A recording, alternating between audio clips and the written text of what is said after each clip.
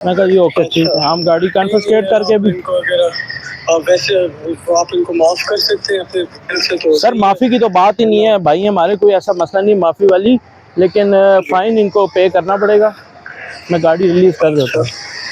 नहीं वरना अगर बिना फाइन के कुछ हो जाए। सर बिना फ़ाइन के दो ही रास्ते हैं, या गाड़ी बंद करूँगा या फ़ाइन पे करेंगे। अच्छा फाइन कितना है? सर 10,000 फ़ाइन है। यार वही तो यार 10,000 आजकल तो कितना सर वो हमने नहीं करना, हम सिस्टम में डालते हैं, सिस्टम हमें फ़ाइन बताता है। जी जी नहीं आपकी बात भी बिल्कुल सही है, लेकिन अगर आप ये जाने दे सकते हैं तो यार मैं आपका एहसान सर मान लूंगा। सॉरी सर, माज़रत है। नहीं हो सकता कुछ? नहीं सर। ये तो फिर किसकी तरफ से आपको कॉल जाएगी कि हो जाएगा सही? सर कोई इशू नहीं है, आप जिससे भी कॉल बेहतर समझेंगे आप उसे से कॉल करवा दें। उन्होंने कहा है उनको भी हमने सॉरी कर दी। ये गाड़ी बंद कर दें। हाँ गाड़ी बंद। अस्सलाम वालेकुम सर।